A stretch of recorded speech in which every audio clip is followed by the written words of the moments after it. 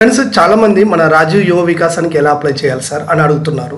అంటే నేను మొన్న మధ్య ఒక వీడియో చేశా, దాంట్లో చాలా డౌట్స్ అడుగుతున్నారు.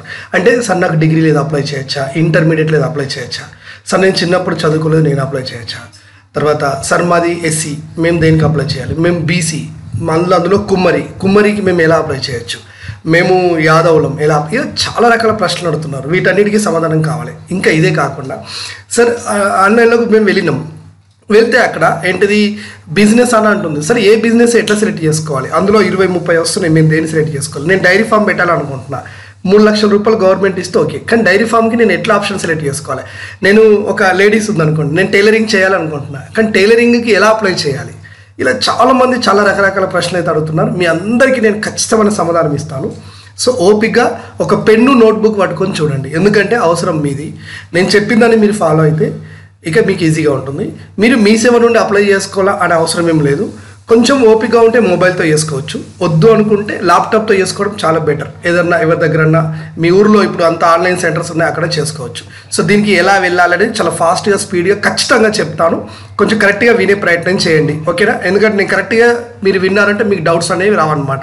సో ముందుగా దీనికి అప్లై చేయాలంటే వెబ్సైట్ ఎలా ఉంటుందంటే, గూగుల్లోకి వెళ్ళి గూగుల్ సెర్చ్లో వచ్చేసి TSOBMMS.cggov.gov అని టైప్ చేయండి. టైప్ చేసి సెర్చ్ చేసిన తర్వాత దెన్ ఆఫ్టర్ మీకు స్టార్టింగే ఇక్కడ ఫస్ట్ లింక్ కనబడుతుంది, దీన్ని మళ్ళీ క్లిక్ చేయండి.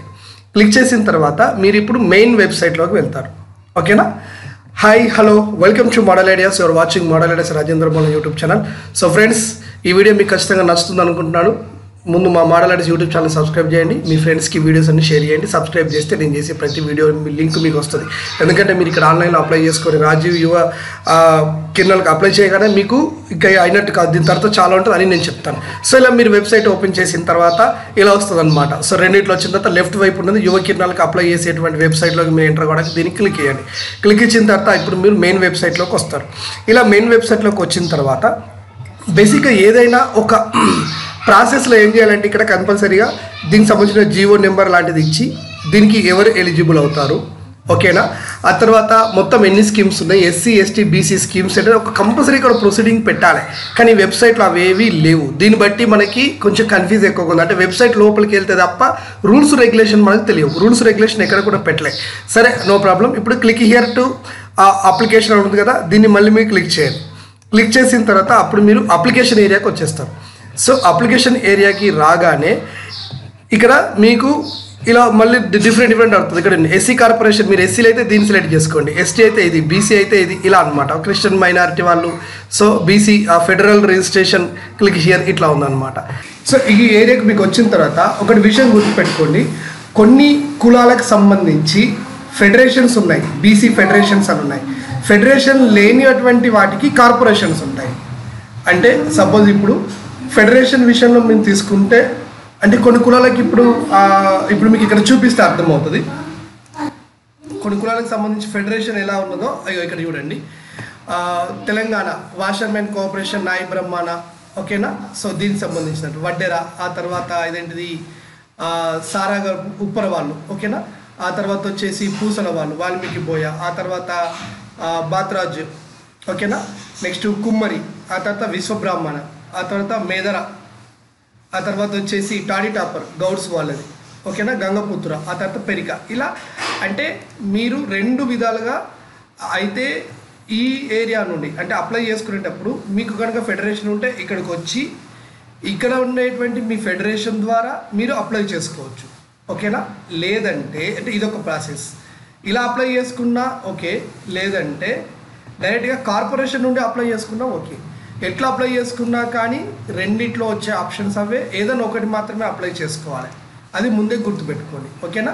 సో ఫెడరేషన్ అండ్ కార్పొరేషన్ రెండు ఇక్కడ మాత్రం ఒకటే. నేను కూడా ఒక జిల్లాలో ఉండేటువంటి బీసీ వెల్ఫేర్ గ్రూప్ 1 ఆఫీసర్ గారికి కాల్ చేస్తే విషయం చెప్పారు, ఎలా అయినా పర్లేదు, కొన్ని కులాలకి ఫెడరేషన్స్ ఉన్నాయి, కొన్నిటికి లేవు.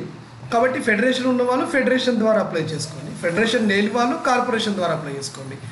ఎట్లా అప్లై చేసుకున్నా ఫెడరేషన్ ఉన్న వాళ్ళు కార్పొరేషన్ చేసుకున్నా కానీ ఇబ్బంది ఏమి ఉండదని చెప్పి సార్ చెప్పారు. అదే విషయం నేను మీకు కూడా చెప్తున్నాను, ఓకేనా? సో ఇప్పుడు ఒకటి నేను కార్పొరేషన్ ద్వారా అయితే అప్లై చేసే ప్రాసెస్ చెప్తాను, చూడండి. ఇక్కడ ఏజ్ ఎలిజిబిలిటీ చూసుకుంటే 1969 తర్వాత పుట్టి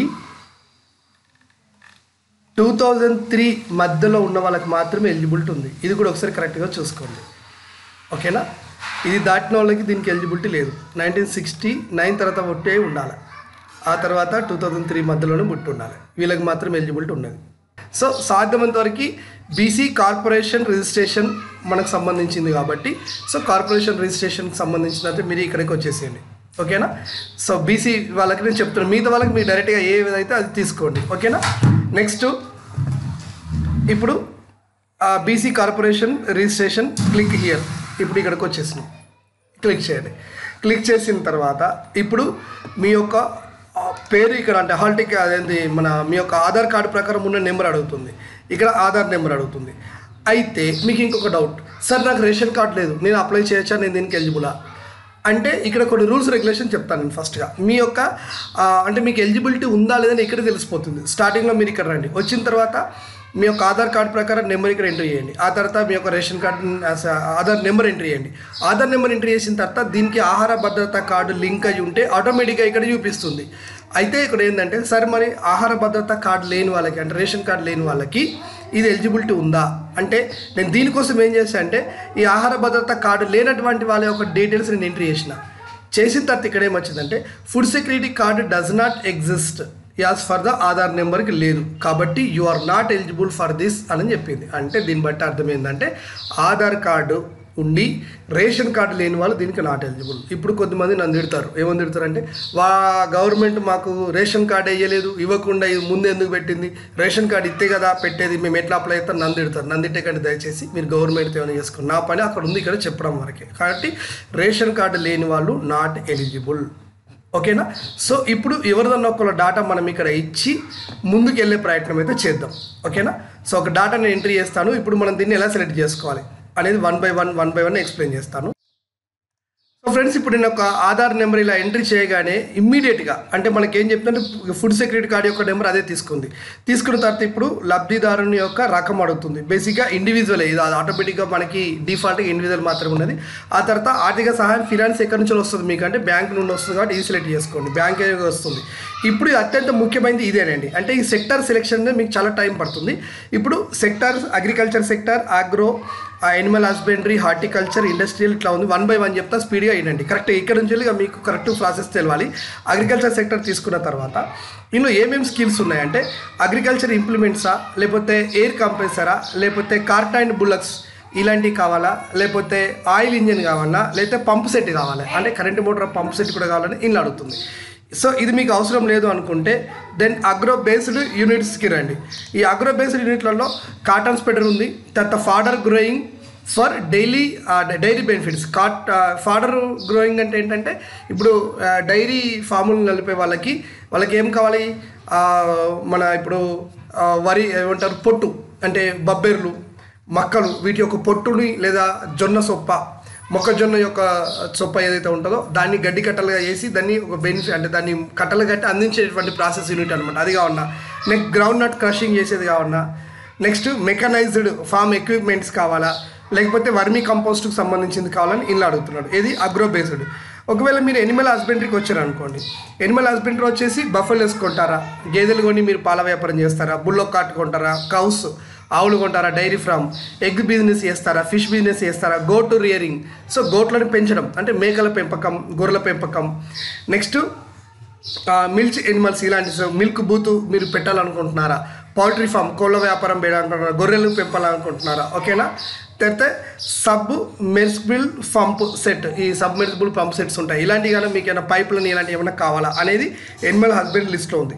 నెక్స్ట్ హార్టికల్చర్కి వచ్చారనుకోండి, సో హార్టికల్చర్లో వచ్చేసి ఇక్కడ ఫ్లోరికల్చర్ కానివ్వండి, లేకపోతే హార్టికల్చర్ ప్లాంటేషన్, ఆయిల్ ఫామ్ పెట్టాలనుకుంటున్నారా, మామిడి తోట ఇలాంటివి ఉంటాయి కదా, ఇలాంటివి ఏమన్నా పెట్టాలనుకుంటున్నారా. ఇక ఇండస్ట్రియల్కి వచ్చారనుకోండి, ఇందులో చాలా ఎక్కువగా ఉంది, ఎక్కువ మంది కోరుకునేది ఇదే. సో ఎయిర్ కూలర్ మీరు చేసే అవకాశం ఉంది, అంటే మీరు తయారు చేస్తారా ఎయిర్ కూలర్లు, అంటే ఏమంటారు ఈ ఫ్రిడ్జ్లు రిపేర్ చేయడం, ఎయిర్ కూలర్ రిపేర్ అట్లా మీరు చేస్తారా. సో స్టీల్కి ఏమైనా ఉందా, ఆటోమొబైల్ షాపులు ఇంట్రెస్ట్ ఉందా మీకు, ఆటో స్పేర్ పార్ట్స్ బేకరీ పెడతారా, ఓకేనా. నెక్స్ట్ బ్లాక్ స్మిత్ తెలుసు కదా, ఈ కుమ్మరి అలాంటివి, ఓకే. బనానా బిజినెస్ చేస్తారా, బ్యాంగిల్ స్టోర్ చేస్తారా, ఓకేనా. నెక్స్ట్ స్టిచ్చింగ్ ఇలాంటిది మీకు ఇంట్రెస్ట్ ఉందా? బార్బర్ షాప్ చేస్తారా?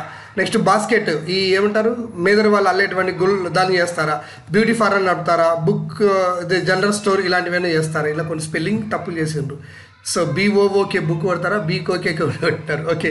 నెక్స్ట్ బ్రిక్స్ వ్యాపారం చేస్తారా? కేబుల్ అండ్ డిష్ చేస్తారా? ఓకేనా. కార్పెంటర్ వర్క్ చేస్తారా? నెక్స్ట్ క్యాష్ బిజినెస్ చేస్తారా? CC కెమెరాలకు సంబంధించి మీరు వర్క్ చేస్తారా? Cell phone sales and spots చేస్తారా? సిమెంట్ అండ్ ఐరన్ షాప్ పెట్టుకుంటారా? ఇలా చాలా ఉన్నాయండి. నేను ఎందుకంటే లేట్ అవుతుంది వీడియో కాబట్టి నేను మామూలుగా చెప్తున్నాను. క్లాత్ బిజినెస్ చేస్తారా? ఓకేనా. ఆ తర్వాత చర్కా మెషిన్ కనుక మీకు ఇంట్రెస్ట్ ఉందా? చికెన్ సెంటర్ నడుపుతారా? మీరు చెప్పుల బిజినెస్ చేస్తారా? లేకపోతే హోటల్ పెడతారా? కాఫీ అండ్ హోటల్ పెడతారా? కంప్యూటర్ హార్డ్వేర్ సాఫ్ట్వేర్ ఇలాంటివి చేస్తారా? కూల్ డ్రింక్ ఓకేనా. క్రెయిన్స్ నడుపుతారా? క్యారింగ్ అంటే దాదాపుగా మన చుట్టూ దోబీ ఇవి మీకు చేయాలి ఇంట్రెస్ట్ ఉందా? దోబీ అంటే మీకు తెలుసు కదా, డ్రై క్లీనింగ్ లాంటివి ఏమైనా పెట్టుకుంటారా? ఓకే. డయాగ్నిక్ సెంటర్ పెట్టుకుంటారా? డయాగ్నిక్ సెంటర్ అంటే మీకు తెలుసు కదా, అది పెట్టుకుంటారా? నెక్స్ట్ డీజిల్ ఆటో ఇలాంటివి ఏమన్నా డీజిల్ ఆటో కొనుక్కునే ఇంట్రెస్ట్ మీకు ఉందా? డిజిటల్ కెమెరాతో మీరు కెమెరా చేస్తారా? అంటే మీకు ఏది ఇంట్రెస్ట్ ఉంటే అందులో మీరు రండి. డిష్ నడుపుతారా? డిష్ యాంటెన్నా నడుపుతారా? DTP వర్క్ చేసుకుంటారా? ఓకేనా. నెక్స్ట్ దూగడ మిషన్ ఇవి ఉంటాయి కదా, వాటిలో చేసేటువంటి మిషన్స్ అవి. ఎలక్ట్రికల్ షాప్ పెట్టుకున్నారు. ఎలక్ట్రానిక్స్ గూడ్స్ అవి వేసుకోవాలనుకుంటున్నారా? మోటార్ వెహికల్స్, ఎంబ్రాయిడరీ, మగ్గం, fancy dress, fibre, next footwear, juice, fruit juice ఓకేనా. గార్మెంట్స్ తయారు చేసేదా? నెక్స్ట్ వచ్చేసి గాజ్ మెషిన్ లాంటివి ఏమైనా చేస్తారా? జనరల్ స్టోర్ పెట్టుకుంటారా? ఎన్ని ఉన్నాయి బాస్, ఇలా చెప్పుకుంటూ పోతుంటే చాలా ఉన్నాయి. హెయిర్ కటింగ్ సెలూన్ పెట్టుకుంటారా? హోటల్ ఏం చేసుకుంటారా? ఐరన్ కిరణ్ లాండ్రీ షాప్ పెడతారా? లాండ్రీ విత్ డ్రై క్లీనింగ్ పెడతారా? ఇలా చాలా ఉన్నాయి. కానీ ఇది అత్యంత కీలకమైనది. చాలా ఆలోచించి 1 by 1 దీన్ని ఆలోచించి మీరు చేయాల్సింది ఉంటుంది. ఓకేనా. సో మైల్ సెట్ అన్నారు. మిల్స్, గ్రెయిన్స్, ఫ్లోరిష్, టిఫిన్ సెంటర్ పెట్టుకుంటారా? బేకరీ పెట్టుకుంటారా? మోటార్ మెషిన్, మటన్ షాప్ పెట్టుకుంటారా? చికెన్ షాప్ పెట్టుకుంటారా? ఎన్ని ఉన్నాయండి ఇక్కడ. ఓకే, చాలా ఉన్నాయి. ఇవి చూసుకోవాలా. ఓకేనా. కొన్ని అయితే ఇవి నాకు తెలియని కూడా ఉన్నాయి. ఇప్పుడు పెట్టి బిజినెస్ అన్నాడు, ఇదేందో ఫోటో వీడియో మేకింగ్ చేసుకుంటారా? ఇలాంటి దాన్ని చేయడానికి మీకు ఏమైనా అవసరం ఉందా? ఓకేనా. ఫిజియోథెరపీ లాంటిది ఏమైనా పెట్టుకుంటారా? పైప్ లైన్ కావాలా మీకు? పవర్ సంబంధించింది పవర్ లైన్. రజా కావాలైతే రజాకు సంబంధించింది ల్యాండ్. సెలూన్ పెట్టుకుంటారా? శారీ బిజినెస్ చేస్తారా? ఓకేనా. ఇందులో స్టిచ్చింగ్ మిషన్ కావాలనుకుంటున్నారా? ఓకేనా. ఆ తర్వాత ఇంకా చాలా ఉన్నాయండి. నేను మీకు కొన్ని అయితే ఇందులో నేను మీకు అయితే ఇవ్వగలిగిన. ఓకేనా. ఇందులో మీరు చూసుకుంటే అయితే ఈ యూనిట్కి అయ్యే ఖర్చు కూడా వీళ్ళు ఇక్కడ ఇస్తున్నారు. ఇక్కడ కింద మీకు కనబడుతుంది అనమాట. అంటే నియర్లీ 4 lakhs దాకా ఖర్చు అవుతుంది. దీనికి 4 lakhs దాకా ఖర్చు అవుతుంది అని ఇట్లా ఉంది. ఒకటి కోకోనట్ ఇచ్చిన అనుకోండి, అంటే నియర్లీ అన్నిటికీ 4 lakhs వరకు అయితే వాళ్ళు ఇస్తున్నారు. అంటే 3 lakhs వాళ్ళు ఇచ్చినా 5 lakhs ఇచ్చినా మిగతాది. జిరాక్స్ మిషన్ పెట్టుకోవాలనుకుంటున్నారు. ఇలా మీకు ఇంట్రెస్ట్ ఉందని దీనిలో ఏదైనా ఒకటి సెలెక్ట్ చేసుకోండి. సపోజ్ ఇప్పుడు నేను ఏం చేసుకుంటున్నాను దీంట్లో అని అంటే స్టిచ్చింగ్ ఒకటి నేను సెలెక్ట్ చేసుకుంటాను సింపుల్గా. ఓకేనా. సో స్టిచ్చింగ్ మిషనే కావాలా అంటే దీనికి ట్రైనింగ్ ఇవ్వడం, అంటే టైలరింగ్ పెట్టుకోవాలనుకుంటున్నాం. ఓకేనా. టైలరింగ్ అనేది పెట్టుకోవాలనుకుంటున్నాను. సో మొత్తం అంటే కనిష్ట విలువ 2 లక్షలు, గరిష్ట విలువ 4 లక్షలు అదే చూపిస్తుంది. ఇప్పుడు నేను ఏం చేయాలి? అంతా అదే సెట్ చేసుకుంది. బిజినెస్ అని సెలెక్ట్ చేసుకున్నా. తర్వాత ఇంకా ఇండస్ట్రియల్ బిజినెస్ ఇంకేమున్నాయా? ఇంకేది మైనర్ ఇరిగేషన్ ఉంది అండి. ఇది కూడా మీకు చూపించాలి కాబట్టి ఇందులో 5 HP పంపులు, ఫిల్టర్ ఫ్యాన్స్ కానీ, ఓపెన్ వెల్ విత్ మోటార్ బావి జోడించాలనుకుంటున్నారా? షాలో టర్బ్ వెల్ ఇలాంటివి కావాలనుకుంటున్నారు. ఇది ఉంది. నెక్స్ట్ ట్రాన్స్పోర్ట్ సెక్టర్లో వచ్చేసి మీకు ఆటో కానీ, కార్ కానీ, ట్రాక్టర్ కానీ కావాలనుకుంటున్నారా? సో ఇది ఉందన్నమాట. ఇప్పుడు మీకు ఏ ఏరియా మీకు నచ్చింది అనేది మీరు చూసుకోండి. సో నేను అప్లై చేస్తున్నాను ఒక క్యాండిడేట్కి. సో వాళ్ళకైతే ఇప్పుడు ఇక్కడ టైలరింగ్ అనేది వాళ్ళకి ఇంట్రెస్ట్ అనేది అనుకుంటున్నాను. సో టైలరింగ్ అనేది నేను తీసుకుంటున్నాను. సో తర్వాత నెక్స్ట్ స్టెప్లోకి వెళ్దాం. నెక్స్ట్ స్టెప్లోకి వెళ్తే మరి ఇక్కడ వీళ్ళు మనకు ఏం అడుగుతారు, ఏం చేస్తారు, let we see. So step 2లోకి వస్తుంది. స్టెప్ 2లోకి వచ్చిన తర్వాత మన యొక్క జిల్లా, మండలం, పంచాయతీ ఎక్కడ ఉంటుంది, విలేజ్, గ్రామము. ఓకేనా. నెక్స్ట్ మనం ఎక్కడ నివాసం ఉంటామో అది అడుగుతుంది. ఆ తర్వాత మళ్ళీ ఇక్కడికి వచ్చినట్టే లబ్ధిదారుడు ఇండివిజువల్ మనం ఆల్రెడీ చెప్పుకున్నాం. ఆ తర్వాత వచ్చేసి గ్రూప్ సభ్యులతో లేదు కాబట్టి బ్యాంకు డీటెయిల్స్ ఆల్రెడీ ఇచ్చుకున్నాం. టైలరింగ్ అనేది తీసుకున్నాం. 4 లక్షల వరకు ఉంది. ఇప్పుడు యూనిట్ కాస్ట్ అంటే దీనికి యూనిట్ విలువ ఎంత అని ఉంది. కనిష్ట విలువ, గరిష్ట విలువ ఉంది. సో గరిష్టంగా మనం 4 లక్షలు వేసుకుంటాం. దీనికి సబ్సిడీ ఎంత వస్తుంది? ఓకేనా. సో ఇందులో బ్యాంకు లోన్ ఎంత ఇస్తుంది మనకి, టోటల్ మనకి ఎంత, ఆ తర్వాత బ్యాంకు తర్వాత బ్యాంకు మనం సెలెక్ట్ చేసుకోవడం, అంటే ఏ బ్యాంకు నుండి మీకు కావాలి, ఆ తర్వాత ఆ బ్యాంకు యొక్క బ్రాంచ్ ఎక్కడ ఉన్నది. ఓకేనా. ఆ తర్వాత దాని యొక్క IFS సంబంధించిన కోడ్, ఆ తర్వాత పాన్ నెంబర్ ఆప్షన్ కంపల్సరీ ఏమి అడుగుతలేరు, ఇదొకటి. తర్వాత వచ్చేసి ఇక్కడ మన డీటెయిల్స్లలో ఇంకా మనం ఇవ్వాల్సింది మన పేరు డీటెయిల్స్ ఆటోమేటిక్గా వస్తున్నాయి కాబట్టి మనం ఏమైనా వికలాంగులమై ఉన్నామా, నో అనుకోండి. ఆ తర్వాత వచ్చేసి వీళ్ళ యొక్క స్త్రీయా పురుషుడా ఇది డీటెయిల్స్ ఇచ్చి వీళ్ళు రూరల్లో ఉంటున్నారా అర్బన్లో ఉంటున్నారా ఇక్కడ మెసేజ్ చెప్పాలి. ఆ తర్వాత కులం ఏంటిది సపోజ్, ఓకేనా. కులం వచ్చిన తర్వాత క్యాస్ట్ సర్టిఫికేట్ నెంబర్ కావాలి, అంటే కంపల్సరీ క్యాస్ట్ సర్టిఫికేట్ ఉండాలి, ఓకేనా. నెంబర్ అడుగుతున్నాడు ఇక్కడ. ఆ తర్వాత క్యాస్ట్ సర్టిఫికేట్ ప్రకారం ఉపకులం ఏంటిది అది కంపల్సరీ కావాలి. క్వాలిఫికేషన్ ఇక్కడ అడుగుతుందండి. ఇల్లిటరేట్ కూడా ఎలిజిబిలిటీ ఉందండి, గుర్తుపెట్టుకోండి. ఇల్లిటరేట్ అయినా పర్లేదు, ఎస్ఎస్సి పాస్ అయినా, టెక్నికల్గా ఏమైనా చేసినావా, ఇంటర్మీడియట్ చేసినావా, ఇంటర్ పాస్, డిగ్రీ ఫెయిల్, ఏ క్లాస్ అయినా కానీ మీకు ఇబ్బంది లేదు. ఇల్లిటరేట్ కూడా దీనికి అప్లై చేసుకోవచ్చు. దీని తర్వాత మీ సేవా పత్రం యొక్క ఇన్కమ్ సర్టిఫికేట్ నెంబర్ కంపల్సరీ కావాలి, ఓకేనా. Next as for that income ఆదాయ పత్రం ప్రకారం దరఖాస్తుదారుని పేరు ఏమున్నది అంటే ఇన్కమ్ సర్టిఫికేట్. అంటే ఇక్కడ అర్థం ఏంటంటే ఒక్కొక్కసారి ఆడవాళ్ళకైతే హస్బెండ్ పేరు ఇన్కమ్ సర్టిఫికేట్లో ఉంటుంది, కానీ సర్టిఫికేట్ల మీదనేమో వీళ్ళ యొక్క తండ్రి పేరు ఉంటుంది. కాబట్టి ఇక్కడ క్లియర్ అయ్యేది ఒకటి మంచిది, ఆడవాళ్ళకి చాలా యూజ్ అవుతుంది. ఆ తర్వాత పుట్టిన తేదీ ఏదైతే ఉందో అది అడుగుతాడు. ఆ తర్వాత ఏజ్, ఇప్పటిదాకా ఏజ్, వయస్సు. ఆ తర్వాత సంవత్సరానికి ఇన్కమ్ ప్రజెంట్ ఎంత ఉంది అనేది ఇన్కమ్ సర్టిఫికేట్ మీద ఉంది కాబట్టి అది మనం రాయాలి. సో మొబైల్ నెంబర్ తర్వాత ఇంకొక ప్రత్యామ్నాయ అడిషనల్గా ఒక మొబైల్ నెంబర్ అడుగుతుంది.